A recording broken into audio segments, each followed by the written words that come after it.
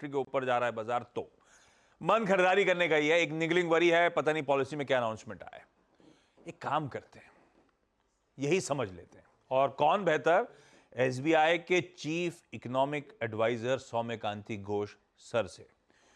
Ghosh sir सुबह सुबह जुड़ते हुए, Ghosh sir thank you so much जुड़ने के लिए। अच्छा, लार्जली जिनसे बात कर रहा हूं घोष सर, सब ये कह रहे हैं ब्याज दरें नहीं घटाई जाएंगी, पॉलिसी स्टैंड में कोई बदलाव नहीं होगा, कुछ होगा नहीं। तो क्या एक्सपेक्ट कर रहे हो आप? ये सब छोड़ देते हैं, क्या अनाउंसमेंट आ सकते हैं, क्या कर सकता है आरबीआई, क्या एसबीआई मान के चल रहा है?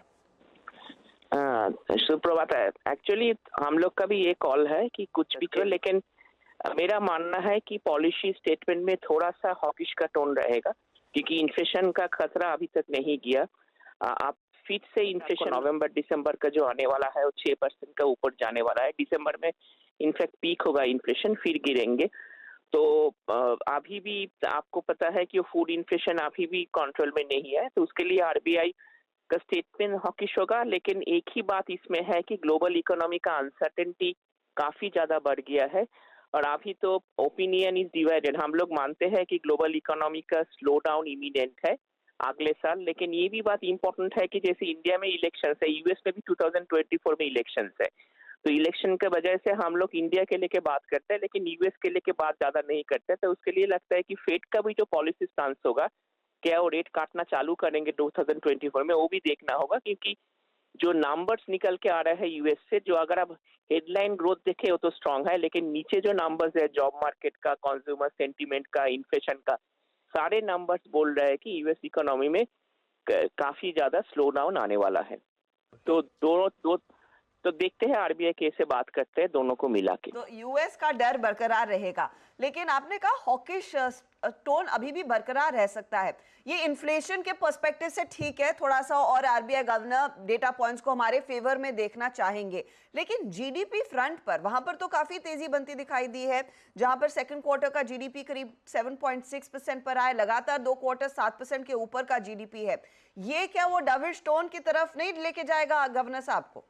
नहीं, यही तो एक्चुअली आरबीआई को अपॉर्चुनिटी देते हैं कि जब ग्रोथ स्ट्रांग है, क्रेडिट ग्रोथ अगर आपको देखे कि 15% के ऊपर चल रहा है, आपका सारे सेक्टर्स में क्रेडिट ग्रोथ आ रहा है, प्राइवेट इन्वेस्टमेंट की आपकी रिवाइवल हो रहा है, हो गया इनफैक्ट। क्योंकि अगर आप ऑर्डर बुक देखिए सारी इंजीनियरिंग कंपनीज का, वो काफी स्ट्रांग है, और सारे तरफ अगर आपको क्रेडिट ग्रोथ स्ट्रांग है, तो आरबीआई भी थोड़ा चांस लेके हॉकी स्टोन दिखा ही सकते हैं। और जब इन्फ्लेशन आपको कंट्रोल में नहीं आ रहा है, क्योंकि 6% का ऊपर जाना 2 महीना, मतलब जो हमारा 5 का नीचे गया था, वोलाटाइल है फूड प्राइसेस। तो जब तक ये सही नहीं होगा, मुझे नहीं लगता कि आरबीआई कोई चांस नहीं लेना चाहते हैं।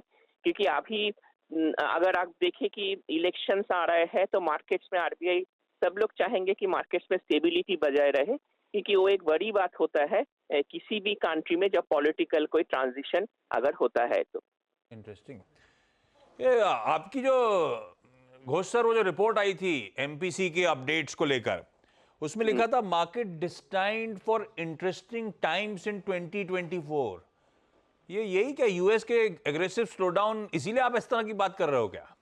इंटरेस्टिंग टाइम से क्या मतलब? हाँ, इंटरेस्टिंग टाइम्स तो काफी है, क्योंकि इंडिया में भी इलेक्शन है। अगर आप लोग ही मार्केट का बात कर रहे थे, क्योंकि मार्केट में जो रैली होने वाला था, हाँ। ये असेंबली इलेक्शंस के बाद वो रैली मुझे लगता है कि इलेक्शंस का पहले काफी हद तक हो जाएंगे। तो इलेक्शन के बाद शायद नया इलेक्शन जब हो जाएंगे, उसके बाद शायद नया रैली शुरू होगा। लेकिन इसके बीच में जो व्यू है मार्केट में, क्यों हम इंटरेस्टिंग टाइम्स बोल रहे हैं, अगर यूएस में स्लो डाउन आते हैं तो यूएस फेड कैसे बिहेव करेंगे? फेड भी जल्दी काटना चालू कर देंगे, क्योंकि वही मार्केट एक्सपेक्ट कर रहे हैं, क्योंकि फेड भी नहीं चाहेंगे कि गवर्नमेंट भी नहीं चाहेंगे कि 2024 में जब इलेक्शन है यूएस इकोनॉमी थोड़ा स्लो डाउन में है। तो ये दोनों मिला के काफी इंटरेस्टिंग टाइम्स है। एक तरफ दुनिया में सबसे लार्जेस्ट डेमोक्रेसी में इलेक्शंस है, यूएस में इलेक्शंस है।